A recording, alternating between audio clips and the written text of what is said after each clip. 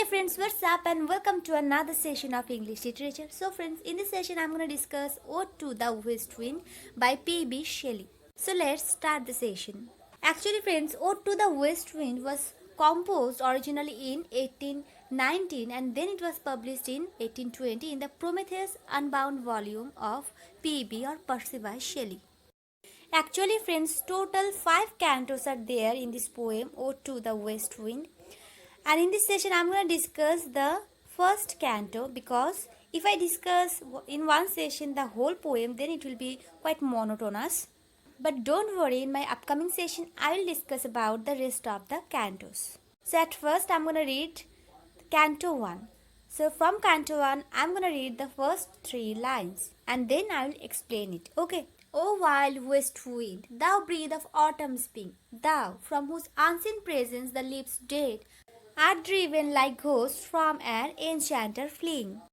So here basically Shelley personified the west wind as a living entity, as a living spirit. Okay. So friends, we all know that in the late autumn west wind blows. Okay. And after autumn there comes winter. So here in the first line Shelley wants to bring forth the idea that west wind is the very soul or the most vital and necessary part of autumn. Okay. And then in the next line, here the poet states that the wind is invisible or the wind is unseen. And though the wind is unseen, but it drives away or it sweeps away all the decayed and dried leaves of the trees. Okay, so after this we have the next 3 lines, yellow and black and pale and hectic red.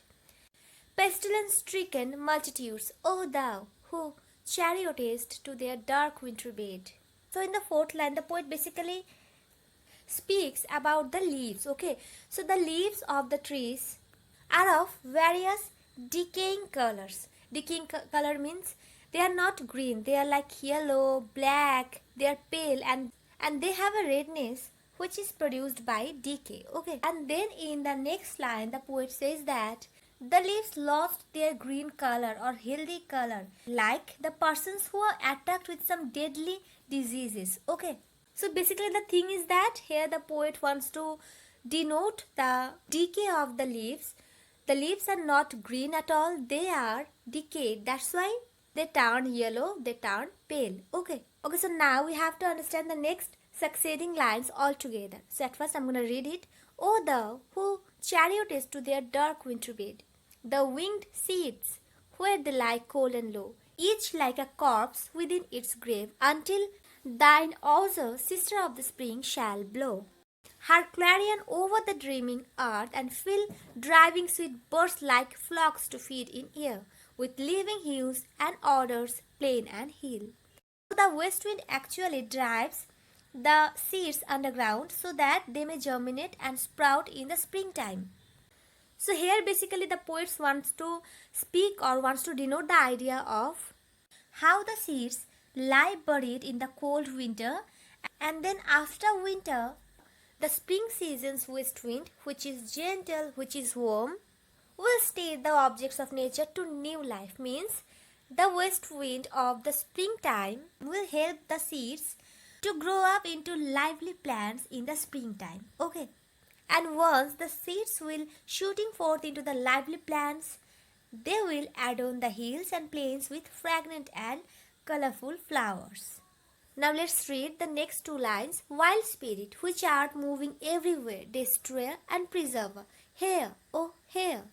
So here the poet addresses west wind as wild, which moves everywhere. On one hand, the west wind acts as a kind of destroyer because it destroys the leaves, or you can say the decayed leaves, and on the other hand it also acts as a kind of preserver because, as I said before, that the west wind preserves the seeds by driving them underground so that they may germinate and sprout in spring. Okay, so here one important thing to remember is that the west wind destroys only to create anew. Okay friends, here you'll find a kind of prophetic vision of Shelley's because he was a revolutionary poet. So he wants to destroy the present society only to rebuild it anew. That's why he, in this poem, invokes the west wind to hear his appeal. Okay.